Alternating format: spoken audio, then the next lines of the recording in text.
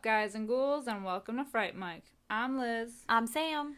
And we're celebrating a brand new month. Woo! New month, new theme. And I know it's not fall yet, but it feels like fall. We're bringing the spooky season early. Well, I guess here at Fright Mic we're always spooky. We're always in the spooky season.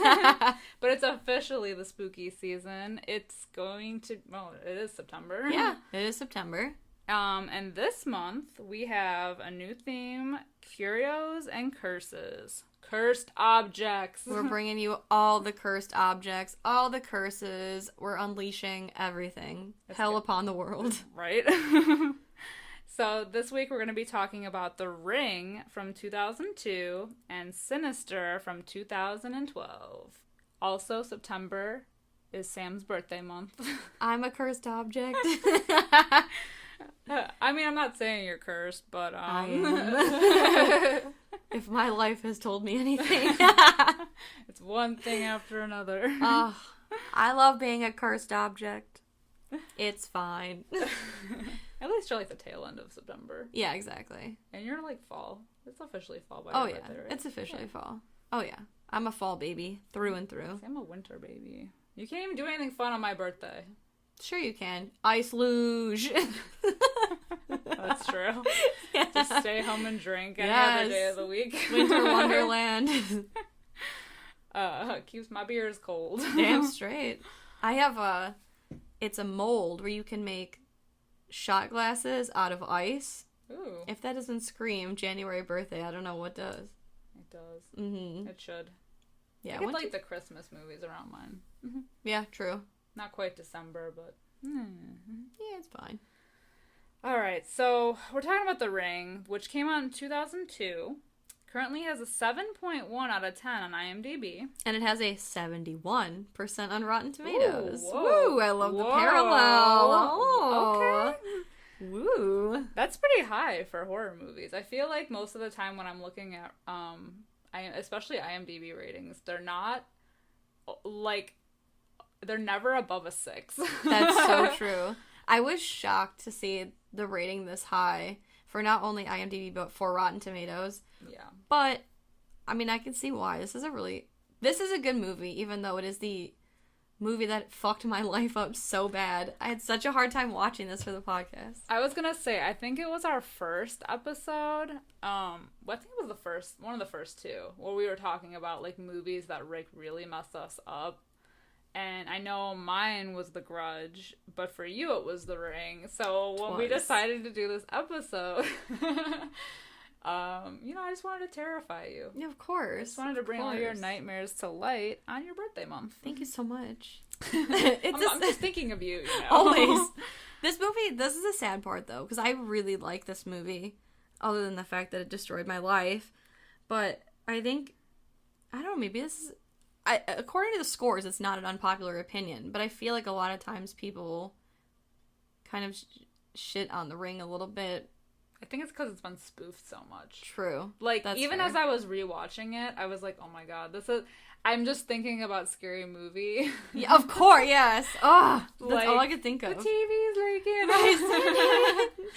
I guess some little bitch fell down the well again. It's, like, made fun of it so much that, like, you can't help but kind of smile. I mean... Yeah. Obviously, it's better than that, but it also kind of came at, like, a time where... I mean, so it's a cursed VHS tape. Mm-hmm. And this was 2002, so VHS tapes were still around, but I feel like it was almost like the tail end. Yeah. I want to say. Yeah, that's true. Maybe. Because, I like... could be wrong. I feel like... I still have tapes, so... I feel like 2002 is the time where if you bought a new movie, the trailers on that movie would be like, now available on video, cassette, and DVD. Yeah. So you still have the option. Yeah, like the DVD was still fresh. So this was... And then this was also, like, early 2000s when they were doing, like, all of the remakes and everything. Yeah. This was... this is a remake of a Japanese... the Japanese movie Ring You, or just Ring, came out in 98. And... So they waited a while. Oh, no, they didn't wait that long. Not that long. But they did remake it, and it's like half... I feel like it's half a remake. because the, like, core story is the same. Because I did see Ring You, and I don't know why I did. I rented it even after the movie, like, messed me up. I think I just needed to see it for myself, but... To traumatize yourself even more. Of course, yeah. You know, like, with everything that terrifies you, you need to know the origin. You need to know how to kill it so that, you know, destroy it so that way if it ever comes for you.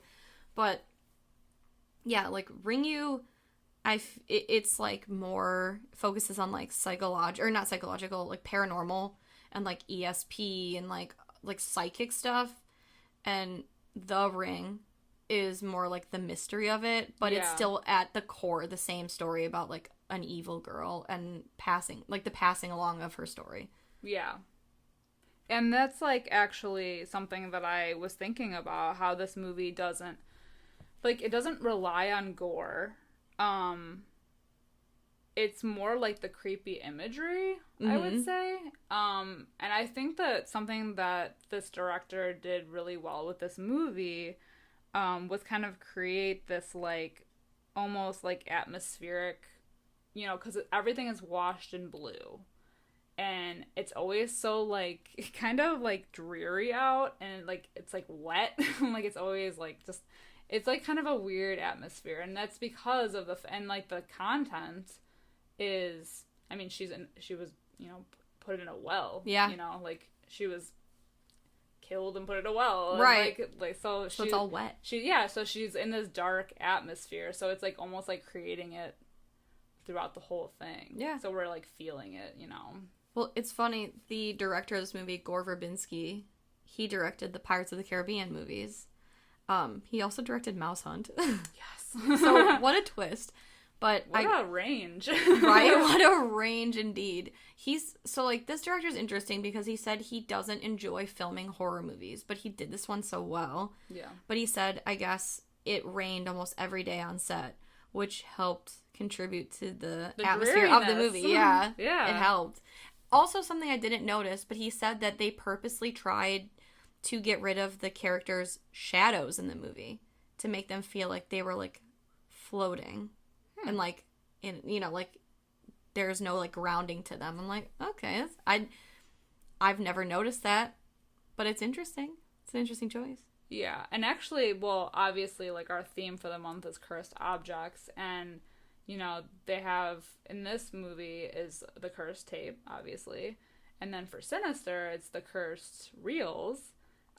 But the thing that I think is interesting, which I didn't even really think about until, like, after I had rewatched both of these movies, was that they both have that, like, added mystery aspect. Like, they're both trying to figure out, like, the source. Yeah. It's a whodunit. Yeah. Yeah. Which I like in my horror movies. I love a little mystery. I do love a mystery. I love a good mystery. I feel like it adds substance. It does. To, like, a horror movie. Because then you know it's not all just, like, jump scares and whatever. It's like you're trying to get to the bottom of the why. Yeah. You know, rather than just, like, it gives it more of, like, a purpose, I guess. Yeah. You know? I would say so. Yeah. And I remember, I'm pretty sure the first time I saw this was in theaters, if I remember correctly, but I do remember watching it in, like, my friend's basement, like, all the lights shut off. Oh, God. No way. Did you see it in theaters? I did. This is on me. So my aunt, she had my brother and sister and I, she was babysitting us, and, like, my brother Brian and I, we were like, let's see The Ring, because I wanted to see this movie bad. All of the advertisements for this movie were basically just, like, I don't know, it was almost like propaganda where it was just, like, quick flashes of, like, the tape, and then, you know, it was before you die, you see The Ring, and it was, like, all that creepy imagery. I was like, I hate watching this trailer because it's scary. Like, I refuse to watch it a lot of times, like, at night, but I wanted to see it. And my aunt's like, well, it might scare your little sister. And we were like, fuck her, like, whatever. And literally, that was so bad. So we went to see it, and my sister was unaffected. My brother, unaffected. Me, honest to God, catatonic afterwards. Like, my aunt dropped us off at my mom's house afterwards, and my mom's like, how was it? And I did not speak. I just, like, wanted to be alone in a room without a TV. I was catatonic. You were shook. Literally, it ruined my life. To the core. Like, It was so bad. What is it about it that ruins life for you? I don't know. I literally don't know. I think about it still to this day because the nightmares have subsided.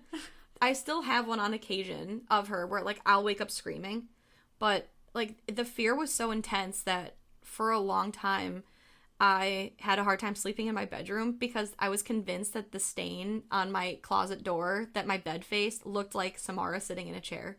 I would sleep with a bedside light on. I mean, she is creepy, especially when she's all like wet and dead and. Ugh. I hate it. I hate it so much. Like the hair in the face. It's like, the worst. The image of her climbing out of the wall is creepy. Like, yeah. I'll give it that. But see, that's what The Grudge did to me. All of those like creepy images of like that like I think it's just something with like twisted like girls with hair in their face. Yes, it's the dark really hair. It's wet. And when they go and they're like crawling or walking in like some weird way that's not normal, like it's like almost like an animal, it makes it even weirder because it's so unnatural. Yeah, it's not right.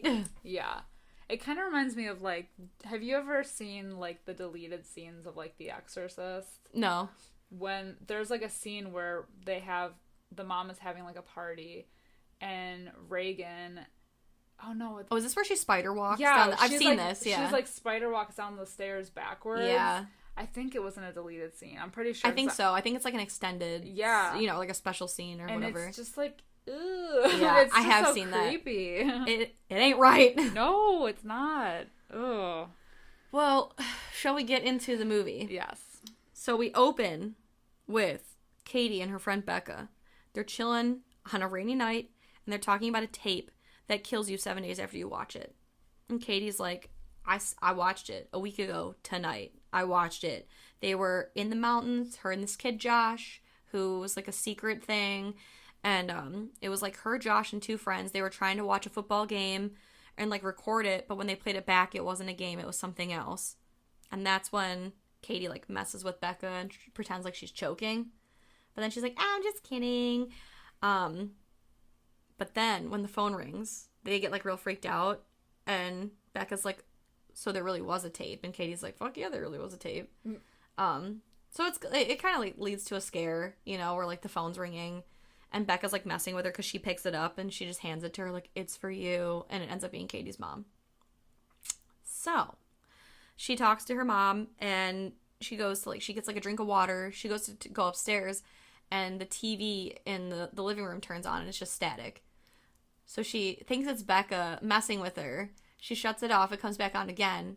Unplugs the TV and you see this, like, I will say that I really like this movie, but, like, some of the stuff in here I'm like, why? Because this is one of those things. So she looks on the TV because it's like, she unplugged it and she sees this like ghost thing move in the TV. We see it one more time. There's no purpose for it. Yeah. I think it's just, I don't even know what it is for it. Because that's the thing. Like, I think it's like an entity. Yes. And I think like in Ring You, that makes sense because they're focusing more on the paranormal. This one doesn't do that. So it's kind of like, what is the point of this? Because nothing comes of it. Yeah. But so she, like, goes upstairs to find Becca, which I want to know where Becca is for this. I want to know. I need, like, a side story. I want a little vignette. She did disappear. Yeah, because Becca, poof, she gone. But so Katie, like, she sees that there's water pooling outside of her bedroom door. We hear, like, the creepy noise from the tape. We can see, like, the blue light under her door. And the water. And yes, the water. And there's even water dripping from her door handle, which is a circle. Ooh. It's a circle like a ring. So much symbolism. So much symbolism. If I were Katie, I would have left my house. Oh, yeah. I wouldn't have gone in. So this is on her. But she opens the door and this happens twice. So we see, if you were to slow down frame by frame, that which I'm guessing you have by the look on your face. I have not. We zoom in on, like, so we see a TV with a well on it, and then we zoom in on Katie's face, but, like, right before that, or it's either, like, right before or right after, if you were to slow it down frame by frame, it's every shot from the tape before it goes into, like, Katie's face for, like, the scare. And it happens once at the end as well with Noah. Yeah. But Spoilers. Yeah. Actually, it's weird because I feel like the intro of this movie, I know it has nothing to do with it, but it reminds me a little bit of Scream. I think it's the girl walking around the big house. Yes. And yes. I don't know what it is. Like, she's like walking around like so nonchalant with like something spooky happening, but I'm like, that's true. I feel like the house even looks the same. Yeah, like I get Scream vibes a little bit. Yeah, I can see that. So we cut to our main character, Rachel, and her son Aiden. Katie was Aiden's cousin. And they kind of just explained that, you know, Aiden and Katie were both really close, and he's a weird kid. He is, oh my god, he annoys the hell out of me. I'm not gonna lie. I'm not gonna lie, he's the worst part of this movie. Like, he sucks. He's just a really weird kid. He's very intense. I will say he's pretty woke. Yeah, but honestly, he is woke. He is so woke, but he's a very, very weird kid. He doesn't call his mom. He calls her Rachel, which, like, is it because he's smarmy? Because I do want to punch him in the face. I think it's because he's smarmy. He's like also a smarmy kind of like emo a kid.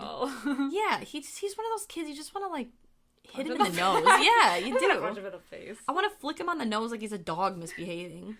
He's very mature for his age, but he was very close with Katie. He draws weird shit, as kids do in horror movies. Specifically of Katie being dead. And the thing is that, like, the teacher even comes up to Rachel and is saying, like, you know, Aiden has been drawing these weird things about, and then she's like, well, this is just how he copes with these things, his cousin being dead, and, like, the teacher's like, well, he drew this a week ago, and she's only been dead, like, 2 days. Yeah. Foreshadowing. Ba-ba-ba. So, does that mean that he, like, kind of is, like, psychic, I guess? That's it. These are the parts of the movie that I'm like, why include them? Because it makes sense in the Japanese version, but it doesn't make sense in the American version because they don't focus on that. Like, it's brought up, like, very few times. Like, for some reason, whatever reason, they tried to make, like, Aiden have this weird, like, spiritual connection with her. Too. Right. But they don't explain that very well. They don't. Because I don't think I don't know. Especially at the end because of something that he says. I mean, we'll get to that point, but, like... Well, even with, Becca, and like, we'll talk about it, but even they try to make it seem like Becca has some weird, like, psychic thing, and it doesn't work because they don't explore it enough for us to care about it. And Becca didn't even watch the tape. Exactly. So it's confusing. Anyway. Nonetheless. Right. And I also noticed, I took a note here. It literally says, Rachel tucks her overly emo child in for the night. He's so fucking annoying. That's how I feel about this kid. So, they go to the wake, which has the best jump scare. Oh, I still So remember good. seeing this in the theater. Scared, I think, like, probably 6 drops of piss out of me. So, it's just a very calm environment. I feel like they almost do it Insidious here because, like, Rachel is talking to Katie's mom, who's her sister. Ruth. And, you know, they're just talking about how they haven't been coping well with, like, their daughter dying, and... They've seen 3 different doctors, and no one can explain what happened to Katie. Right. And all of a sudden, you know, the mom is, like, freaking out. She's like, well, I saw the look on her face. And it just flashes over to what Katie looked like. Like, she's, like, curled up in a closet. And her face is fucked. Like, horrified look on her face. Like, gray and white eyes. I got goosebumps just now. I can't with this fucking movie. I can't. So, but it's like, yeah, it's just so a calm calm moment. because even when they're talking, so Rachel is an investigative journalist, and Ruth is like, but you can find out what happens, and she's like, you know, Rachel's kind of like, and she just says so calmly, she's like, Rachel, please, like, I saw her face, just like that, like, very calm, and then it cuts to that, but then it's the music too. It's like, wee! Like, really loud. Yeah. No. Shook. No. So Rachel is immediately on the case. She already kind of asked her friends about, like, what might have happened at the cabin with, did you notice the Adam Brody cameo? I did. I wrote, young emo Adam Brody. So, like, Rachel at the wake goes outside to smoke, and there's, like, you know, 3 teenagers, you know, and one of them is fucking Adam Brody. I was like, I didn't even realize. I was like, is that Adam Brody? I forgot he was in this because he's in it for 2 seconds. Yeah.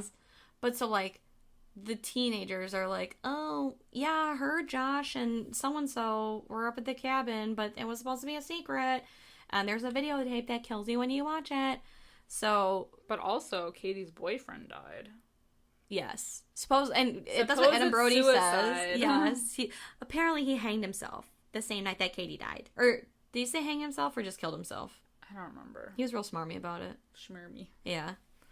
But, yes, the same night that Katie died, her boyfriend also died. He killed himself. Supposedly. And Becca's in a mental institution. Yeah, she's a bit nutty.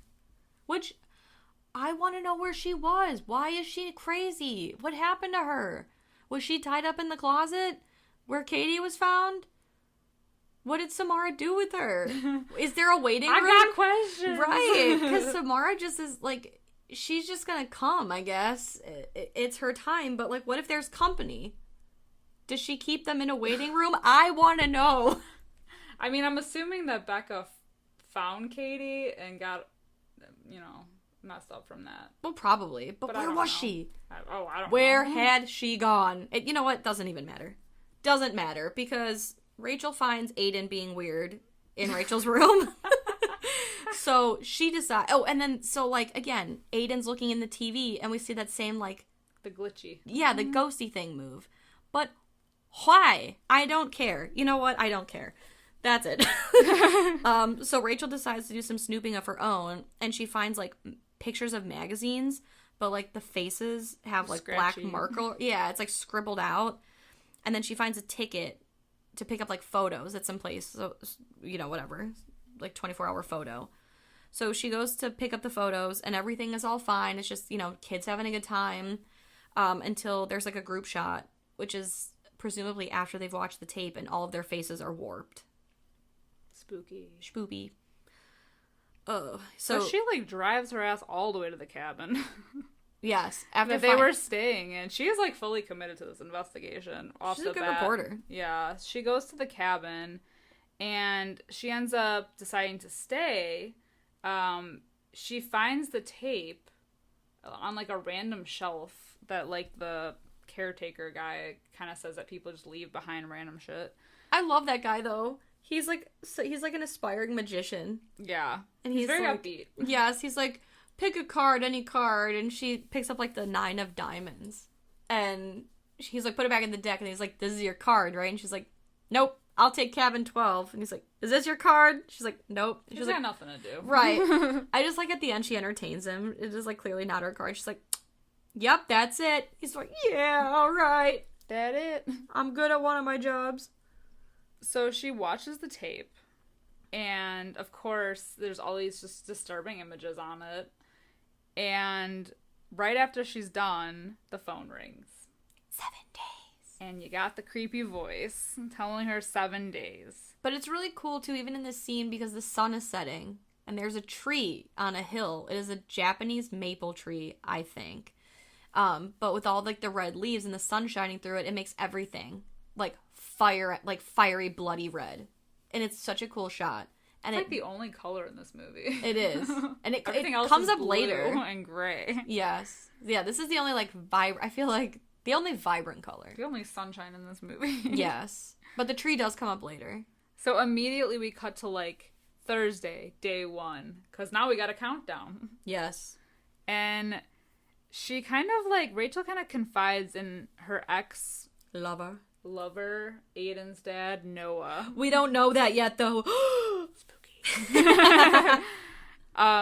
Just kind of explaining, like, everything. She said that she had watched the tape. Weird shit's happening. She's taking pictures of herself, and they're coming out blurry. Mystery. So she, like, reluctantly has Noah watch the tape. And, of course, the phone rings again, and she just, like, straight up ignores it, because she's like, okay. Yeah, well, like you said, she doesn't even want to show him the tape. But she does. And I like that afterwards, when he watches it, he's like, it's a very student film. I mean, it kind of is. He's student so film judgy. chic. True. But he is, like, fully in this investigation, too. Like, they must have ended on good terms, because he's like, I will do a full-blown investigation myself. I feel like he's not super into it at first, though. Like, it's not until he takes his own photo where it comes out blurry where he's like, I believe you. Yeah. So but he does entertain her. He does. He's like, all right, I'll look into it. Whatever. Because he's like a film guy. Yeah. A film and photography guy. But she ends up making a copy of the tape per his suggestion.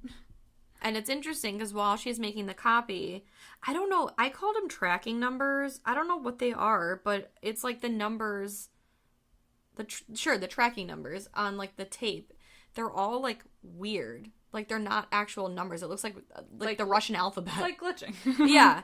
And then it's really cool, but like while she's making the copy, she pauses and there's like a fly on the tape, and she like reaches out to touch the TV, but it's like the fly is on the TV, so she can't touch it. But later in the movie, she is able to touch it, and it's so spooky. Cool. We'll get to it, but So then we immediately cut to Friday, day 2. We're moving along. We're going fast. So they also try to figure out who recorded the tape, which they're having a hard time doing, and she's kind of like already almost at her wit's end with the whole thing, and accidentally walks under a ladder, which is the same ladder similar ladder to what was in the tape. Foreshadowing. Exactly. Well, and it's like cool too, because when she gives him the tape, he's like, well, without these tracking numbers, he's like, the movie theoretically shouldn't exist. These images shouldn't exist, because having a movie with I keep calling them tracking numbers. Having a movie with no tracking numbers is like having a human without fingerprints. Right. So like, where did it come from? Right. But yeah, so this is the first time we see symbolism from the movie the film coming into real life. Also, it should be noted that Noah has an assistant who he's sleeping with, kind of, I think. I just call her assistant because it's what's her nuts, Polly Perrette from NCIS, the goth chick. Never seen NCIS. I don't watch NCIS, but I see all I would have never known. Yeah, I watched it and I was like, is that fucking Polly Perrette? I only know that because my sister watches it. Oh. And I'm like, oh, who is this obvious mall goth? Obvious mall goth is obvious. Yes. So Day 3. Saturday.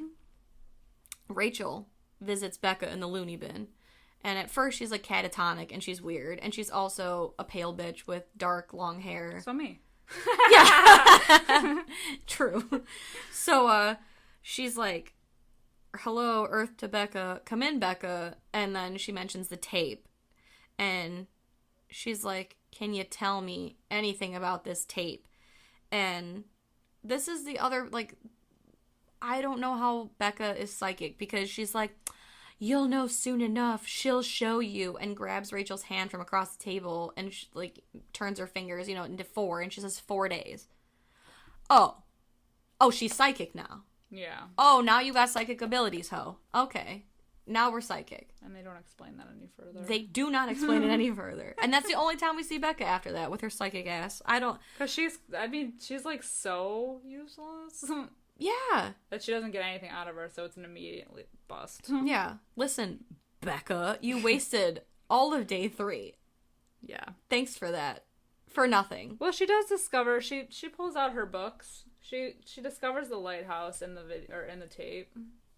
Oh, true. So she kind of figures out like the location of where it might be. Yeah, it's really cool how it happens too, because she like sees on the screen that there's like more image, because that is true. That happens with movies. Like, the frame cuts off, but there is still stuff outside of that frame. Yeah. So when she is able to like scroll over, she sees a lighthouse, and she's able to print it. She gets like an actual screen print of the movie before it like mysteriously like shuts off. And then this is the fly scene. I don't know why this is like so dope, because she turns the thing back on and we're back at that scene with the fly, and she tracks the movie forward and backward, and the fly moves with the tracking. So it's part of the tape, but she notices when it's paused that the fly is still moving, and she touches it, and she's able to pick it up off the screen and pull it out of the TV. More foreshadowing. It's the first time something comes out of the TV in this movie, and you, like, we should know. Not the only time, though. Not the only time. She also gets a nosebleed at this point, too. An immediate nosebleed. Yes. Then we get to day 4. Sunday. Which she's still in the library researching lighthouses. And this is when we learn more about, like, the origin of the woman in the tape, who is Anna Morgan. And basically she has, like, a whole horse ranch. She's a horse lady. She's a horse lady. And the gist of it is that they owned all of these horses, and it was, like, her pride and joy.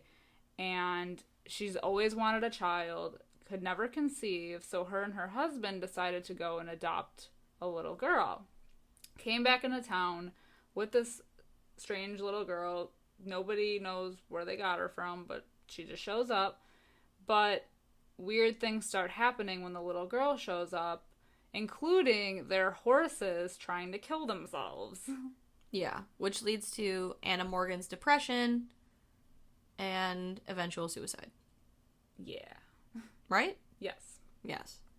It also takes place on Moesco Island. That's where the lighthouse is. So that's where Rachel's like, I gotta go there. Right. And by this point, now it's going to be day 5, where Noah is, like, in a convenience store, happens to, like, be by the checkout, where there's a security camera, and he notices that his face is now distorted in the face camera thing. I just think it's funny, too, because the lady, like, checking him out, she looks at him, she's like, you're gonna die soon. And he's like, excuse me? And she's like, the cigarettes, they'll kill you. Right. So it's just kind of funny with the whole, like, psychic thing. I did think that was kind of funny. And meanwhile, Rachel's still having, like, nightmares of Samara and, like, that creepy one where she, like, walks in the room and she's just sitting in the chair. I don't like that at all. I don't want to talk about that. I'll talk about it. So she's in a chair and walks up to her and grabs her arm. Rachel wakes up from this nightmare and has the mark on her arm. It's like a burn. Yeah. F that. F that S so hard. This is also, that happens after she's taking a drink. She's asking Ruth if she can watch Aiden because she's got to go to this island. And she drinks water and starts choking. And she pulls a fucking electrode that they strap onto you in, like, hospitals out of her throat. And then water drips from the phone receiver. I didn't know what that was. It's an electrode. I was like, it looks like a little plug. At first, because it's one of those things that's in the video, is somebody is puking out this electrode. And so she pulls it out of her mouth. At first, I thought it was hair. I thought it was hair, too. It should have been hair. No. Absolutely no. It would have been spookier. It's disgusting either way. But yeah, so she's got this burn now. So she's been marked by Samara. And then she realizes that she can hear the tape. And she catches, what's his name? Aiden, thank you, watching the tape. And she's like, no! And so the phone rings, and she hangs up. Like, she picks it up and hangs up. The phone rings again, and she's like, leave him alone! But it's Noah. And that's when he's like, hey, man, I believe you. So let's get to the bottom of this shit, because I don't want to die. More or less. I mean, that's the subtext. Now he buys into it. Right. So now we're on day 6, which a lot of shit happens. A lot of productive stuff. Because up until this point, I feel like they've been lollygagging. Yeah, they've been really wasting their time here. Rachel ends up going to Moesco Island, to the Morgan house. She has to take a ferry to get there, in one of the most traumatic scenes for me, at least. Oh, this was horror. I still can't watch this. I know, I had to, like, kind of fast forward and close my eyes. I had my, like, I was kind of hiding behind my hands. Yeah, I closed my eyes. So sad. She's on the ferry, and they're transporting, like, obviously cars and people and a horse, and she gets nearer or closer to the horse, and the horse decides to, like, go crazy and busts out of the shipping thing that it's in, and just, like, is trying to, like, escape the ferry, ends up jumping off and getting, like, cut up by the propeller. Yeah. And it's, like, the most depressing thing ever. It's horrible because, like, they see the horse, like, floating alongside the boat, and then it disappears, and then everybody, like, rushes to the back of the boat, and it's, like, fine, and all you see is blood in the water. It's like, ugh. Yuckos. I don't like that. Don't love it. So, while this is happening, Noah is also on the hunt for more information. He ends up going to the Institute to look at Anna Morgan's files, which he kind of, like, scams his way into getting. Yeah, he breaks into the basement because they're like, sir, you're not a family member. Like, you can't just walk in here and ask for people's personal information. I just like that he's like, oh. No, well, she's been dead for 25 years. Like, I don't think anyone's gonna mind. They're like, scram, kid. So he's like, no problem. Breaks into the basement anyway. And then Rachel ends up talking to Mr. Morgan about, like, the horses that went crazy, his wife, and then the second that she mentions the tape, he just refuses to, like, say anything more. Well, because she mentions, like, she's like, where's your daughter? Yeah. And he's like, she just comes out you with can it. go now. Yeah, he's like, I'm not. We're not talking about it. Cut back to Noah, who finds the records, and we learn more about Anna Morgan's attempts at pregnancy. She had all of these miscarriages, and unfortunately, there's also a tape that goes along with this, which is missing. Yes. It's like footage from her interviews. It says, so he finds like a record of Samara Morgan, which is the daughter, and it says on the thing, session files terminated at father's request, see video file, and then some numbers. So there's one video file left. But I did think it was interesting while he's going through like her records. Did you notice one of them's in Japanese? No. Yeah. So it's a little nod to the OG, I think. But Spooky. yeah, so he has to go find this video now. So at some point, Rachel ends up calling Aiden just to check in on him, and he is like doing what emo kids do, I guess. Drawing circles all over a piece of paper very intensely. Yes, it's fucking weird. I hate this kid. He's very creepy. He sucks. Just in general, without him saying anything, he is a creepy kid. He's a wiener kid. That's what he is. He sucks. Yeah. Yeah. So then Rachel goes to visit a therapist on the island who was born and raised on Moesco Island, and she asks, so she's like, oh, so you know Anna Morgan, you know her daughter. And we learned that the Morgans couldn't have children. This is when she says, oh, they adopted Samara. They don't know where she came from, but one day they came and they had this kid. And things were good on the island and with the Morgans until Samara came, and Anna was saying that Samara was putting awful images in her head. So, like, I don't know if she has, like, psychic ability. I think she was just, like, doing things to make her go crazy. Well, so later on, she says, like, well, because they asked Samara, like, how did you make the images? Yeah. So I think she does have, like, some weird evil psychic power. Yeah. But then this is funny, because back to Noah, he pretends to be Richard Morgan. He's like, yup, that's me. And the guy, the orderly he's talking to, he's like, man, you gotta be, you know, in, like, your 70s by now. He's like, what's your secret? He's like, just diet and exercise, man. And so they go to find the video file, but the tape is gone. And it says the last person to check it out was Richard Morgan. Ooh. So he's got the tape. So Rachel goes back to the Morgan house and ends up kind of just breaking in. And she finds a bunch of tapes in the living room and watches the, like, Samara interview tape. And it's, like, a doctor kind of questioning her, basically saying, like, we know that you don't really want to hurt people, but you do. And she says, yeah, I don't mean to, but it won't stop. Yeah. Well, this scene, you learn a lot, because she finds a box of files, too, and one of the files is a certificate of, or, like, in one of the files, is a certificate of live birth. So, everyone thinks that Samara's adopted, but she wasn't adopted.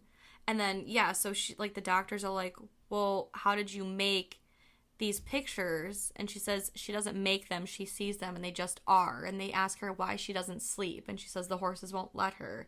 And she says, well, we know you, the doctor says, we know you don't want to hurt people. And she says, but I do, and I'm sorry, but it won't stop. So she does want to hurt people. She also says her daddy doesn't love her. He loves the horses. And this is creepy. She's like, but he doesn't know. And they're like, know what? And we see Richard Morgan appear behind her. Standing in the background. It's so fucking creepy. So he, like, hits her over the head.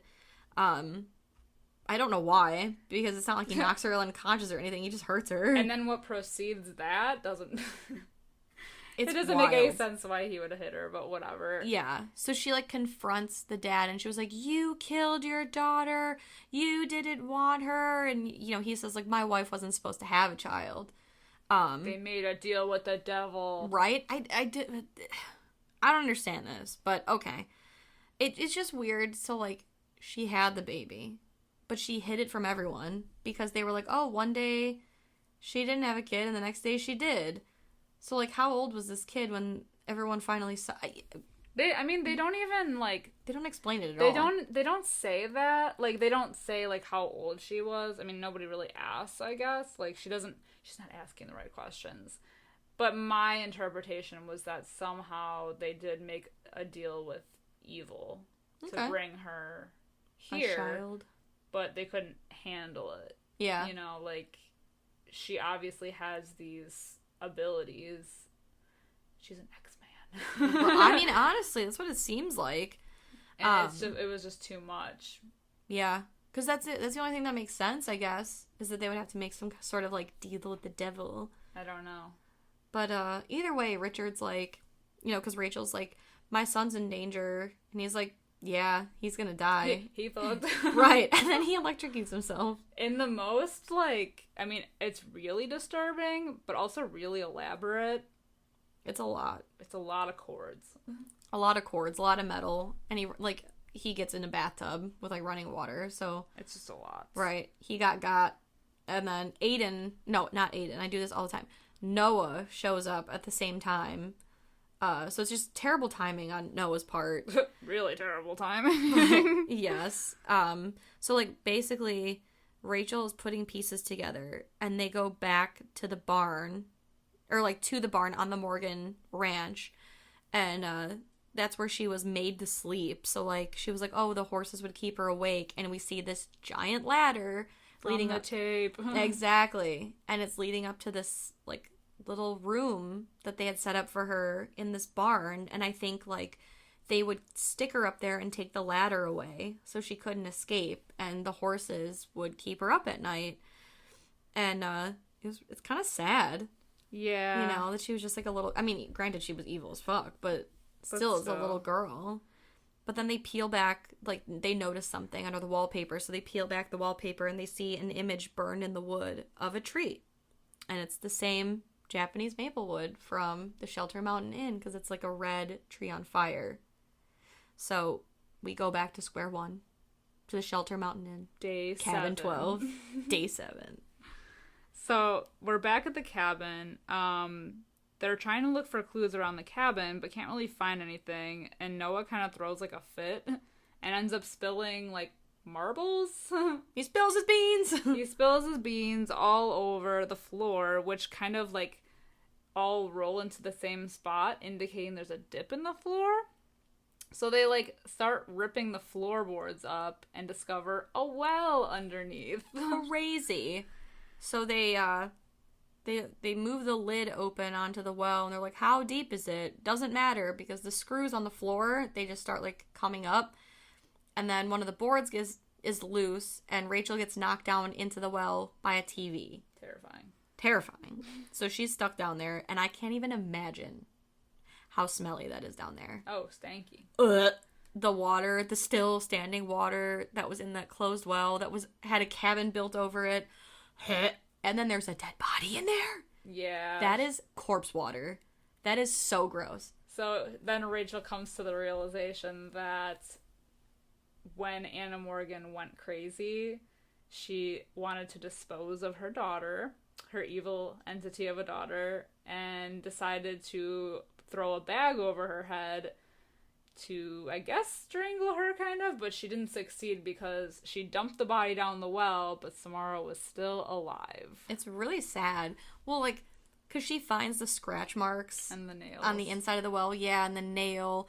But then, so Samara's body comes floating up, and she grabs Rachel, and she shows her that's the vision. Yeah. So, like, she's showing Rachel, like, no, Richard didn't kill her, Anna did, and dumped her in the well, and the ring, like, the symbol of that, like, ring that you see is the light, like, that's forming around the outside of, like, the well lid.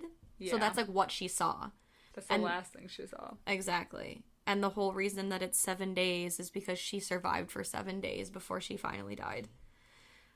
But, so, it's weird because after that, the handprint on Rachel's arm disappears, Samara's body rots in her hands, And it seems like the curse is lifted.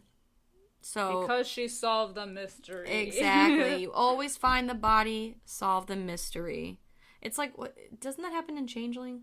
I don't know. I think so. Right?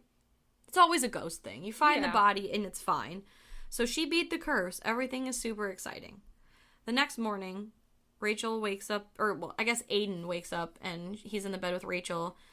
And she's like, no, it's fine. Like, she's free now.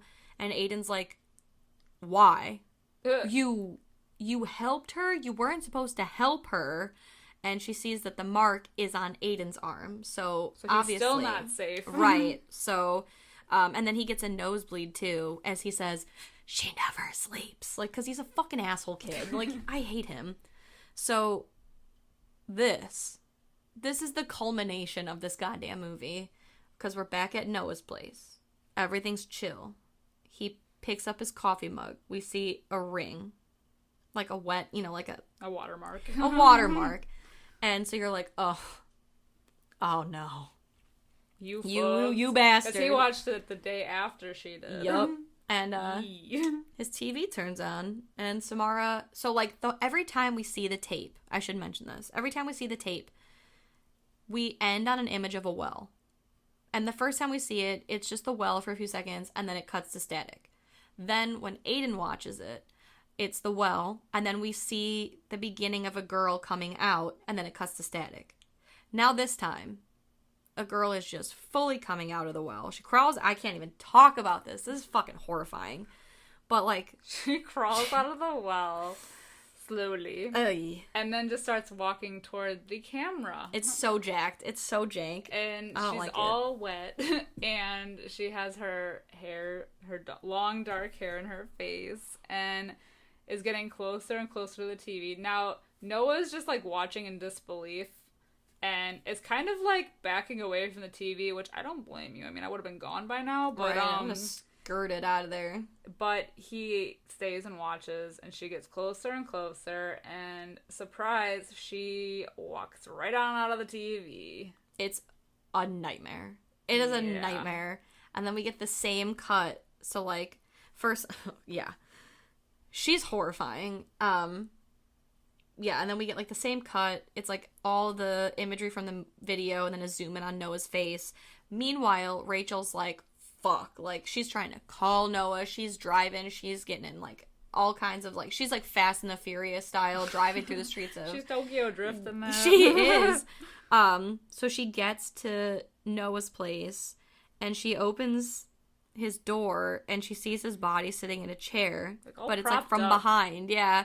And she swivels it around and she just screams, and we don't see it right away. We don't see it. But the thing that confuses me is that she leaves, but she sees that the girlfriend is about to go up to the apartment, and she just lets her go and be traumatized.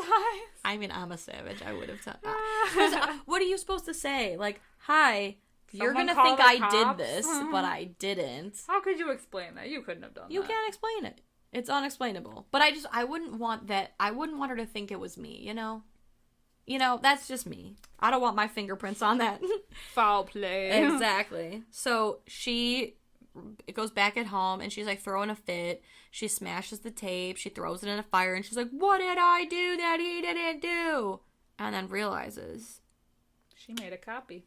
Bitch. She made a copy. So she goes and she brings Aiden, and she makes a copy of the tape. Well, she makes him make a copy of the tape. And they're like, well, we have to show this to someone. We have to keep it going. It's a cycle. It's a circle. It's a ring. And it's a curse that's going to get passed on. Exactly. And Aiden's like, what's going to happen to the person we show it to? And Rachel's like, fuck if I know, but we're going to do it. And then the movie ends with a shot of the tape, right? Yeah. And it's terrifying. Cut to black. Cut to blue. Cut to blue. Cut to gray. Oh, this movie. What a movie.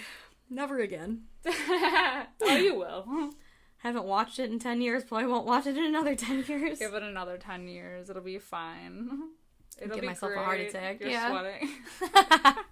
I'll watch it again at 39. Well, clearly you love this movie. I do like it. That's the sad part. It's a good mystery. Yeah. There's some elements of it that I don't super love or care about that don't make sense. Yeah. But I still like it. I'm still in it. What would you rate it? I'll go 3.5 out of 5. Okay. How about you? I actually gave it a 4 out of 5. Hey. Which I'm surprised. I thought for sure you would have given this movie like a 5 out of 5 because of how much you talk about how much it scares you. Here's the thing. I need to know everything about this movie so that way if this for whatever reason happens to me, I know how to go about it. Like, you know the way out. I do. Like when Luke and I played horror trivia at Cheesy's that one year, I think Mike was out of town and you were getting off work. So Luke and I had to play by ourselves. And the one question was, how do you beat the curse from The Ring? And I was like, you make a copy of the tape. I was the only person in that whole bar to get it right. I'm like, bitch, I need to know. Like, this is a need to know for me. Survival mode. It is. Also, I'm genuinely surprised that I gave this movie a higher rating than you because I really like this movie, but I don't love this movie. Oh, I don't love the movie. I always thought you did. Oh God, no. Oh my God. I like it a lot. I like it a lot. I originally had given it a 4 out of 5, but the more I was like reading my notes, the more I'm like, there's a lot of things that I like with the psychic stuff. Yeah.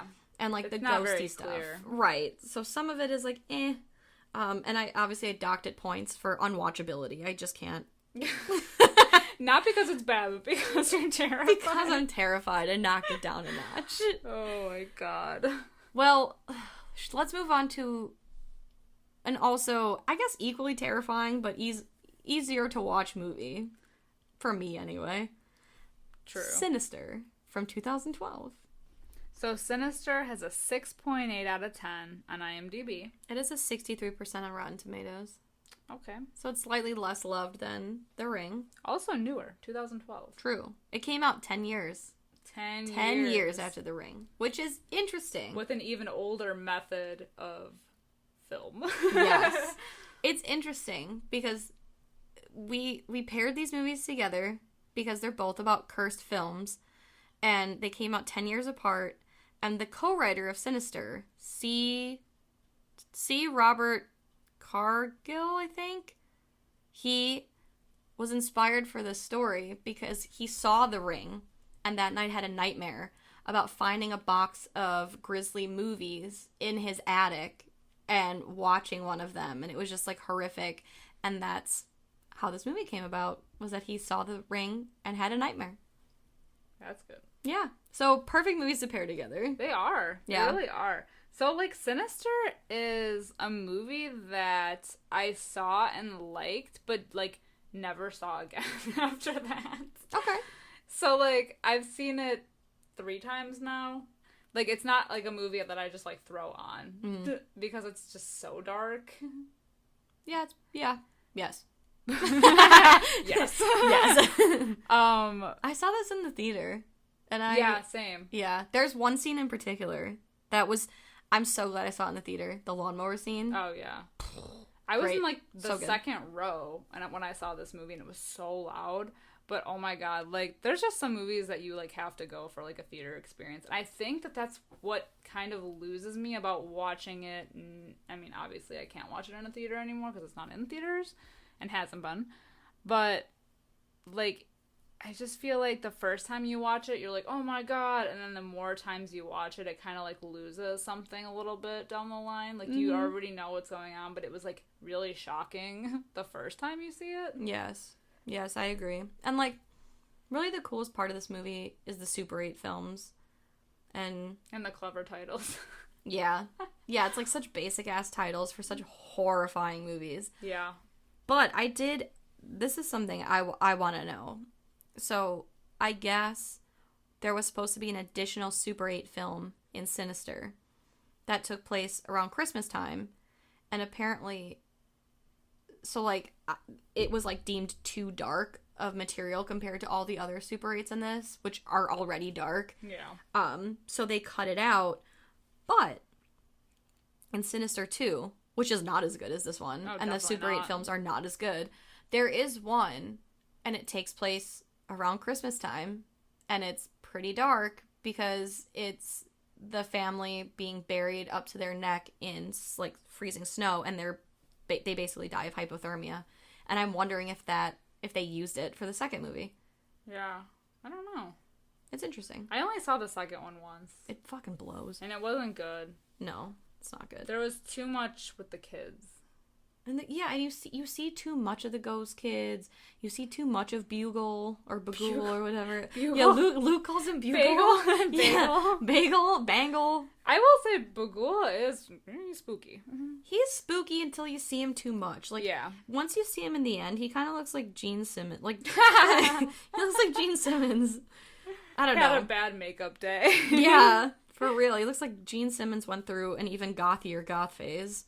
Well, we, like, cut right into the movie of a Super 8 footage style of a family standing in their yard with bags over their head. And nooses around their necks. And they're just slowly being lifted and hung. Whew. It's great. You start off with a bang. Yeah, a real banger. These Super 8 films were actually filmed. Or a hanger. Oh God, I'll leave. But these Super 8 films were filmed on 8mm. That's so cool. Yeah, so they're actual Super 8 films. Grainy. I love it. Lends to the authenticity. Presumably months later, we meet our main guy, Mr. Ethan Hawke. Handsome Hawk. Handsome Hawke. He's handsome. I don't think so. I call him that ironically. He's handsome with his cardigan on. I mean, he does look very dapper with a cardigan. It's weird. I only like him in this movie. I only think he's handsome in this movie. I like him in Daybreakers. I feel like he's not as bad in Daybreakers. He was in The Purge. Yeah, he was. Yeah, he wasn't. Yeah, yeah. But he was such a. Yeah, somebody. I think maybe it was on like Celebrities Read Mean Tweets, but somebody said like Ethan Hawke looks like a guy that wasn't supposed to be famous, but stumbled on set one day, and they were like, "Yeah, okay." I agree with that. Oh yeah, I could see that. Yeah, no truer sentiment has ever been spoken. He's not great. He's okay. He's all right. But he's a true crime writer, and him and his wife Tracy and their kids, Ashley and Trevor, are moving into a house. The house. Where the family was hanged. But only Handsome Hawk knows that. Yes. Handsome Hawk and the police. Is it a thing that writers wear cardigans? Chunky knit cardigans? Chunky sweaters, yeah. Because it gave me, like, Secret Window vibes with Johnny Depp being a writer with the thick frame glasses and the cardigans. It might be an East Coast woods. writer thing. Yeah. In the woods. Yeah, it's very, He wears that cardigan the whole movie. I don't know. He wears a robe, am I right? Talk about the cardigan. Yeah. I feel like we need to talk about the cardigan. His fashion sense. I love it. But, yeah, so they move in, and his name is Ellison. The first time I saw this movie, I thought his name was Allison. I'm not gonna lie. But his name's Ellison. And he's covering the crime that had been committed in their humble abode. Because there's a girl that went missing. So the whole family is dead except for their daughter, who is now missing. And the local cops already don't like him. Not a fan. Because he's kind of like... He, like, writes these books, these true crime novels, where he really, like, does investigations of the murders. Turns out in the past he had some successful stories, one in particular, where he caught something that the police missed, therefore kind of...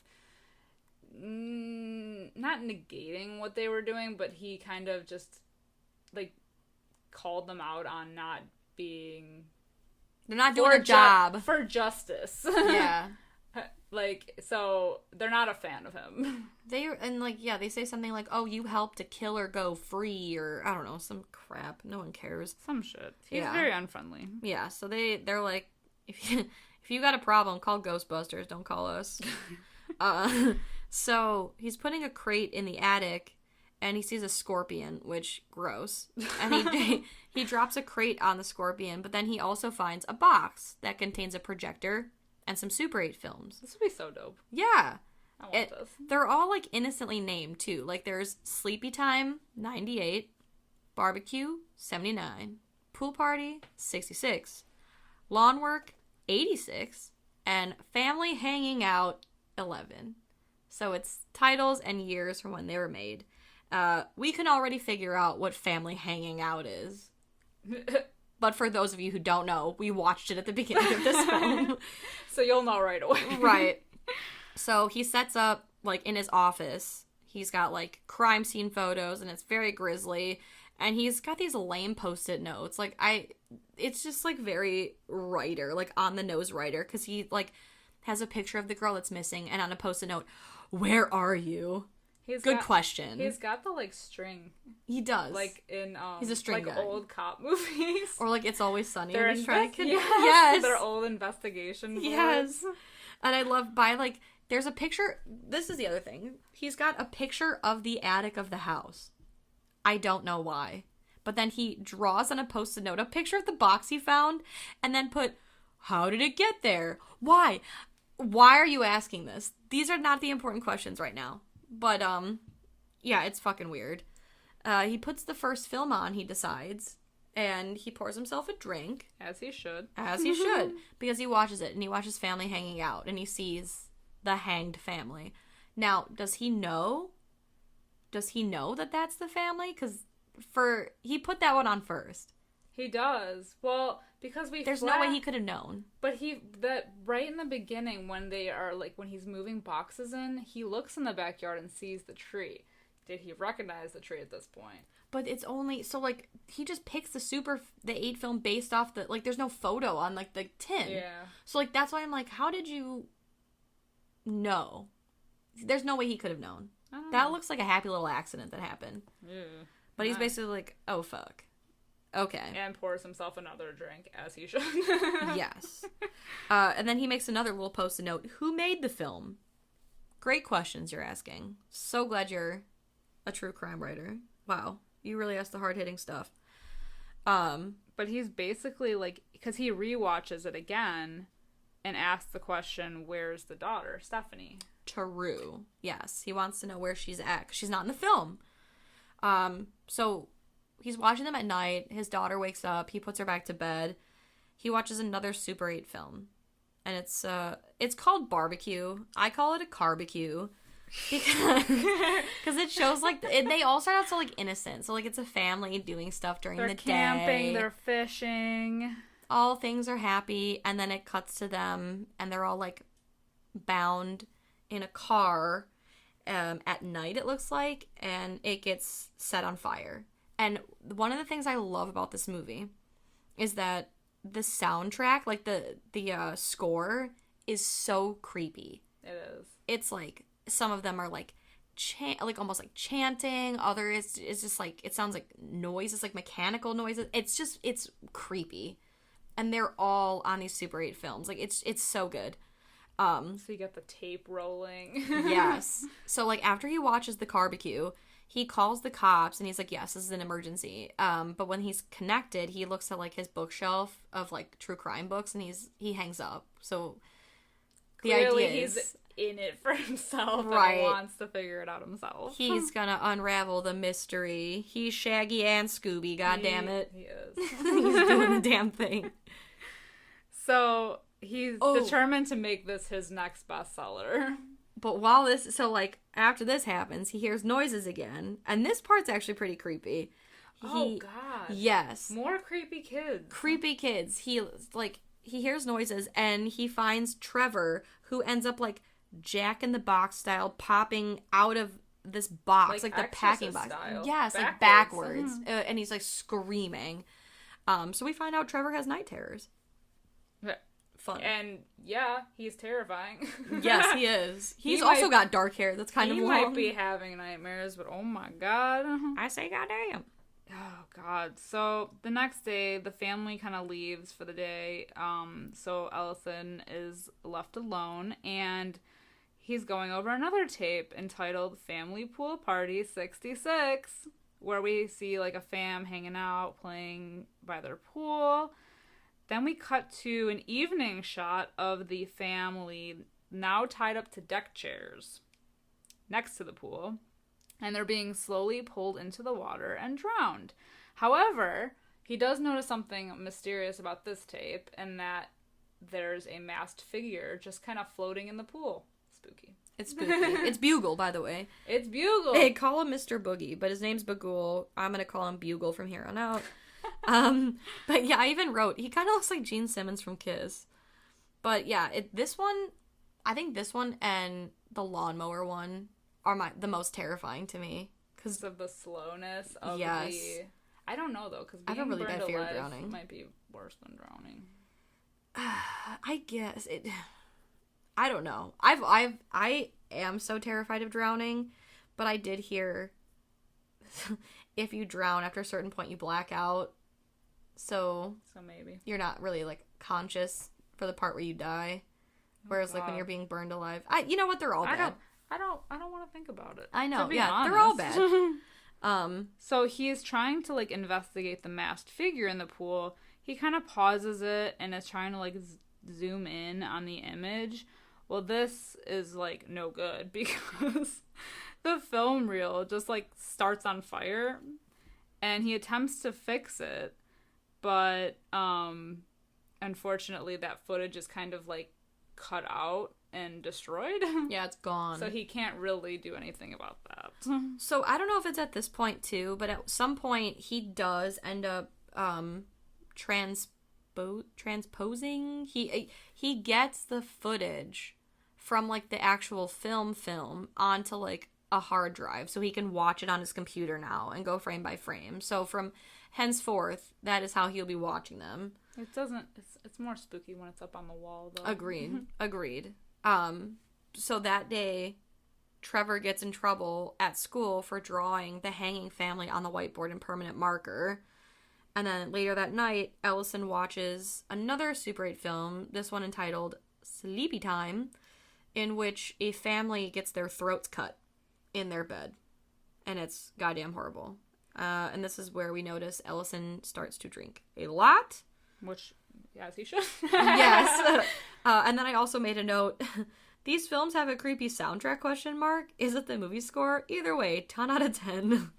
Well, he also notices something in this tape, which is while he's watching the person kind of with the camera walking around the house, there's almost like a symbol on the wall. So he takes note of that. But also, what's weird is that there's also the missing boy from the family. Yes. So with this family, similar to the hanging family, is that right? The hanging family? Yeah, they're all hanging out. They're hanging out. Their younger child, a boy, also went missing.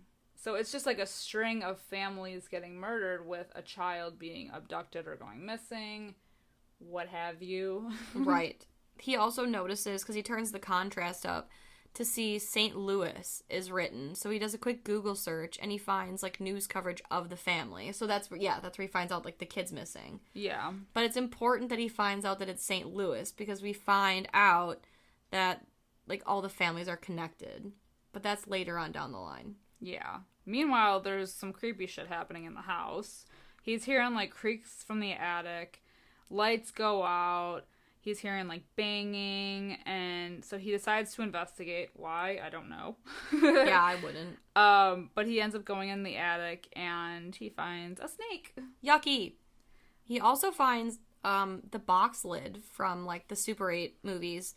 And on the backside of the lid, he finds that each drawing depicts the killings in each Super 8 film.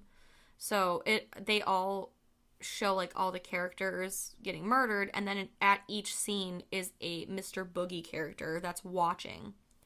So on his on his phone, Ellison, like, records the drawing, so he has them, like, to, you know, import onto his computer. And then when he walks away, he suddenly falls through the ceiling. So that night, like, medics show up, and then there is a deputy who's getting details from Ellison. They call him Deputy So-and-so. He's awkward. He's a huge fan of Ellison's. But I love this part specifically because it just shows, like, he's, like, a dope, but also he's smart. But, like, Deputy so-and-so is like, so you're saying you heard noises in the attic? And he's like, yeah, it was, like, footprints. And he's like, yeah, it's probably squirrels, but squirrels, they don't sound like footprints. And he's like, yeah, I don't know. I don't know much about squirrels, but I did find a scorpion up there. And he's like, well, scorpions don't have feet. It's like, this deputy's such a numbnut, but he's also funny. But he does come in handy, I guess, because he does ask the cop for more information on the murders, which he does provide. He does. Throughout the rest of the movie. So he's going to help Ellison do his research. So he's kind of going over the drawings and the videos, and this is when he's kind of like doing more rooting into the actual footage, pausing, playing, fast forwarding, and he notices now there's a figure in the background, which always creeps me out in anything with the background. Yes. Like all the Slender Man stuff. Oh, I know. Especially with the family hanging out where he's like in the bushes. He's just peeping in the like, bushes. Hey. So he sees that. And now he's realizing that he's kind of putting together that it's like the chain of like families moving. So like when the family moves into a house, they are moving into the house of the murdered family previous. But he only figures that out for this family. It's not till the end where they discover like every family that can be traced all the way back to the 60s this has happened to. So at first, it just seems like a very spooky incident. And while he's kind of rooting through his computer, he also finds like footage of himself watching the tapes, and random like ghosty hands come out to reach for him. Yeah, like as he's falling through the ceiling. But it's cool too because the image of Bughuul is on the computer and he looks at Ellison while he's watching the footage on his phone. Creepy. I don't like that. Yes. And then like that. Before Ellison looks back, Bughuul moves back into the original like positioning. Yeah. So it's creepy. But that night, Ellison thinks that he sees Mr. Bughuul outside in the bushes. He's freaking out, man. He's fucking having a time. He goes to investigate. He finds his son Trevor outside. And then also, in the bushes. Yeah, he's just hanging out. But yeah, then I think like is this where he finds like a dog outside too? I don't know, yeah, whatever. But Deputy so-and-so comes by again and says that, he's not an idiot. If Ellison needs information, he's got to give him details so he can help out. So this is when they discuss that, like, more in depth about, like, these cases. So every family was drugged before they were killed. He says he thinks that it's because the killer doesn't want to, like, it's helping them, like, overpower them, because at that point. Then there's no struggle. Exactly. He also says every family has one child that goes missing after the murder. So every family member is murdered except one child that ends up going missing. The deputy then tells Ellison about this professor named Jonas. He is a professor of the occult. So maybe he can help out. Oh, yes, it is. He's, like, not even credited. He's not? No, but, like, what the fuck? And I didn't even realize it at first, but I was like, that guy looks like Vincent D'Onofrio. And then I IMDb'd, I'm like, that is Vincent D'Onofrio! Holy shit! Wow, miscellaneous. He plays a good professor over Skype. I was gonna say, easy roll there. Easiest roll. Then we go on to the tape. The tape with the best jump scare. Oh my god, it's the movie. So good. The lawn work one. Woof.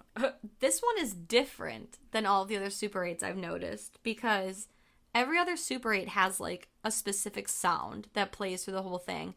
This one has no sound until all of a sudden until it does. Oh my fucking god. It's it is basically so like good. A point of view shot of somebody looking like they're mowing their lawn in the middle of the night, and it's going pretty quick, and all of a sudden out of nowhere, body. And it's like live body. Lawnmower going over them. And like at the same time you see the body, there's like that loud like scares the piss out of me. Oh my god. That was so good to see in the theater just because of how loud it is. But, Woof. yeah. Yeah. So he ends up talking to Professor Jonas about the symbol that keeps showing up in these videos.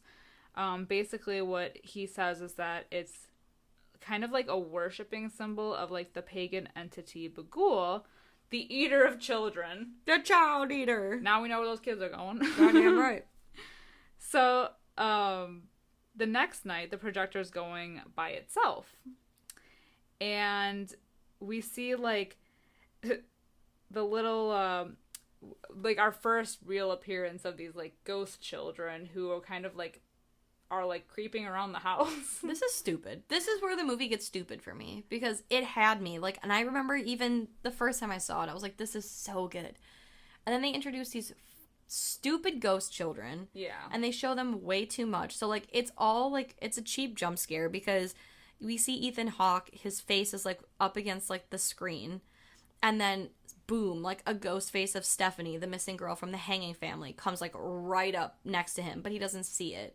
And, like, all these ghost children are, like, running around the house. It is so stupid. It's, like, meant to be a cheap jump scare. It's lame. And I hate that they show these children so much. The only one that really creeped me out was the one that was in the little girl's bedroom in the corner. Oh, yes. The one that's staring at... Because that's Stephanie again. Well, yeah, like, his daughter is just laying in bed. We just see from her point of... Like, the camera pans on her with her eyes open, just staring into the corner. Then it moves over to the corner, and it's Stephanie, the little girl.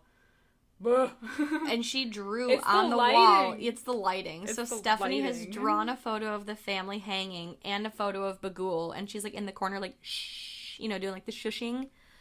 It's creepy. That is creepy. But by this point, Handsome Hawk is a little unhinged. Handsome Hawk, because he's just like paranoid. He's seeing shit. He's hearing shit. He's not getting a lot of sleep. He's drinking a lot. But he's trying to tell the cop, like, everything that's going on. The cop is like, okay, if, like, you think that there's somebody in the house, that's why you're not, sleeping, or... Right. I just like that he's like, I believe you, but I'm not saying you have a drinking problem, but. Yeah, I feel like this is the equivalent of him saying, I think you need more things to fill out your day. Literally. So his daughter ends up getting in trouble for painting on the walls. She's an artist. I don't think we mentioned that. She paints on the walls in their hallway and basically talks about how her friend Stephanie told her to, or did it. Yeah. One or the other. She used to live here. And this is when his wife finds out that they're now living in the murdered family's house. This was such a funny scene too, because it's like supposed to be tense, but I loved it when she's like, you said that, whatever. He's like, no, you asked me if it happened a few doors down. It didn't. And she's like, so it did, because like she was asking like, oh, so it happened here. He's like, well, no. She's like, oh, so it didn't happen here. He's like, no. It happened in the backyard. And she was like, you son of a bitch. Semantics. Right. So that night, Allison wakes up again, hearing the projector. But when he turns the light on in the study, the projector isn't there. So he goes into the attic, and all the ghost children are sitting there, and they're watching the Super 8 film, but Bughuul is on the screen. And he comes, like, toward it. They're having a meeting. Yes. They're having a meeting of the minds. And then he, like, headbutts at Ellison, but he basically pops out of the projector screen. And so Ellison, like, kind of falls back, and he's, not in the attic anymore. He's, like, on the floor. He had it by this point. He's done. And it's funny because then the projector and the films are thrown down at him, like, from the attic. So he's like, get out of here. Right. So he's like, fuck this. He takes them outside and he burns them in a trash can. And his wife pops out and he's like, get the kids, get your shit. We're going now. The thing, though, is that they move into this house that's, like, huge.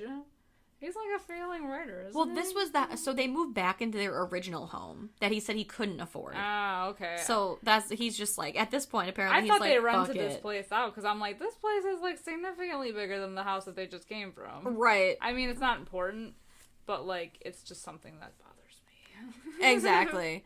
Yeah, no, he's like, they're like, fuck it, I don't care. I will figure out the bills. We just gotta get the fuck out of here. Which, I don't know how they were able to get back into their old home. Whatever. But whatever. Oh, because they didn't sell it yet. He mentioned that in the beginning. Oh, he did? They're paying 2 mortgages or some shit. Oh. See, okay. So Ellison, he gets a call from the deputy, but he ignores it. After they moved back into their old home, he gets an email from Jonas. They video chat. Jonas says that the children who are exposed to the images of Bughuul are especially vulnerable. And that's pretty much it. He says that Bughuul lives within the images and kind of like possesses the children to carry out violent acts. Okay. And so that's kind of where the idea is sort of planted. Yes. For the big reveal at the end. The big reveal. So he ignores another call from Deputy So-and-so, and Ellison finds the box of Super 8 films that are now unburnt and the projector in his new home with an additional extended cut. yes, they are the Super 8 film extended cut endings in the box. I love that. I do too. I love that it's even so labeled good. extended cut endings. It is. So he's trying to piece the films together to like make them a full, complete, version of them. And the deputy calls again. Finally, Handsome Hawk answers.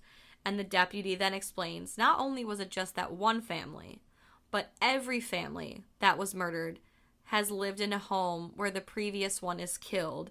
So if this is true, he not only sped up the timeline, but he put himself right in the timeline for the killer. So by living in the murdered family's house. Exactly.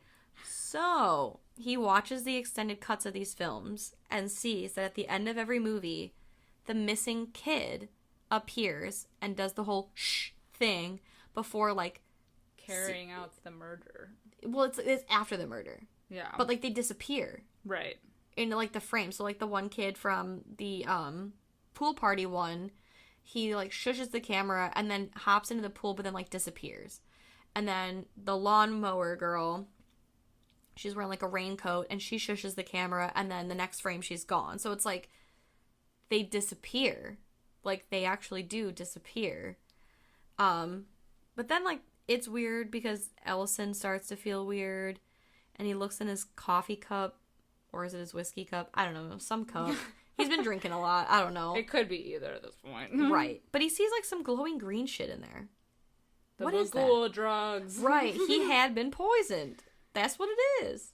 Well, he wakes up bound next to his also bound up wife. And turns out his daughter Ashley, possessed? I don't know. Under the influence of Bughuul. Axes him. Yes. Axes him real good. It's great because this, at the beginning of the movie, when she's talking to Handsome Hawk about because she's painting on the walls already. Yeah. And she's like, someday I'm gonna, be famous for my artwork or whatever. And, you'll be famous again too and all this stuff. And so at the end, she says, don't worry, Daddy. I'll make you famous again. So not only will she be a famous, quote-unquote, artist for her blood work, but she'll make her dad famous, too, for being murdered. Yeah. So, the last shots of the movie is the Super 8 film. We see Ashley shushing the camera, what happened to Trevor? And I kind of like the fake out because I think they allude to the fact that she does kill him too, because then she draws that picture and it's mommy, daddy, and Trevor, and they're all in pieces. But I like this movie how they kind of play up that Trevor's the weirdo because he has night terrors and he drew the hanging family. Weirdo, but he's a different kind of weirdo. Right. So this whole it being Ashley is the chosen one. So yeah, she's painted on the walls with blood. We see the symbols also it's on the pretty wall. metal, though. It's fucking dope. Like, I think that this ending is so metal. It's so good. It's the like, I don't even know. I can hear the soundtrack, but I can't even describe it. It's like, and you just see blood smeared all over the walls, and it's just like you're going down the corridors, and it looks like a badass music video. It does. Looks like something you'd watch at Marilyn Kuma's Corner. Yes. But yeah, so like Ashley's drawing like her kill on the bottom of the box lid. It's called House Painting 12. And then Bughuul picks her up and takes her into the film. And then it's stupid because the last shot of the movie is like Bughuul coming out like at the audience. Yeah. Stupid. This movie, man. This so movie like was a trip. This movie, like I said at the beginning, it's like it loses some stuff after, you know, like I feel like it's just like a good first time watch of a movie. I don't know if that's like a controversial opinion or not. They show the kids in Bughuul too much. Yeah. That's where every good movie loses me, is when they show like, the spooky thing too much. Like Insidious. Yes. I mean, I love Insidious, and I will always love Insidious, but it does the same thing at the end where it shows too much. Yeah. And, you know, but when I saw this movie, I was, like, shook, you know? Oh, yeah. Like, it's creepy. Did some stuff. It's still creepy. The creepiest part is the Super 8 films, which are really cool, and it's really disappointing that Sinister 2 is not only a disappointing movie, but doesn't have very good Super 8 films either. No. In my opinion. No, and the characters are not great from what I remember. Which Deputy is not So-and-so's in it, though. Oh, is he? Yeah. See, I don't even remember that. He's more useful in it the second go-around, but still, it's not enough to save it. It's just, nah. Yeah, but there are just some, like, creepy images of this. I don't know, like, anything... Like, Bughuul's face is creepy when he's, like, in the shadows, but then, like you said, you see him too much, and it kind of takes it away a little bit. Yeah. At one point, he looks like he's gonna start singing Strutter. Yeah. Which is a Kiss song. So what do you think, rating-wise? I gave it a 3 out of 5. Okay. How about you? I gave it a 3.5 out of 5, just because of, like, I was taken back to the first time I saw this, and I tried to, like, kind of watch it with fresh eyes. Yeah, I don't know. Like, I like this movie. But like I said, I don't watch it all the time. Yeah. And it's not something I don't think I'd rewatch more. Yeah, no, But for, like, I think once in a while is fine. Yeah, like, but for the first time, or, like, having somebody else watch it for the first time and being there would be interesting. And it's creative and spooky, but yeah. Alright, guys, we hope you enjoyed our episode this week on our first episode of Cursed Objects Month. Curios and Curses! Yes! Let us know what you think of The Ring. Has it aged well? What do you guys think of Sinister? What do you think of the sequel? Please let us know. Please do let us know. I'm interested. Let us know what your favorite Super 8 film is out of Sinister. Oh, God. 'Cause I feel like everyone has a different favorite. It hits people differently, I feel Shit like. hits different. But you can follow us on social media. We are on Facebook, Instagram, and Twitter. We're always chatting away. We got more spooky content over on patreon.com/Fright Mic podcast. So head on over there for more creepy content. And don't forget to leave us a 5-star review wherever you are able to leave those, because we appreciate it. Yes, anything is appreciated. But yeah, stick with us for this month. We got a lot of good ones coming up, a lot of spooky ones. A lot of good ones. This is a good month. This is a really, really solid month. Really, really good movies. Some obscure, some very, very popular. Stay tuned. And it's my birthday month, so make sure to join us for fun stuff. We're not doing anything. We'll be celebrating via mic. True. I'll be eating cake and drinking wine. Yes. Love that for you. Yes. All right, guys. Until next week, I'm Liz. I'm Sam. Rest in peace.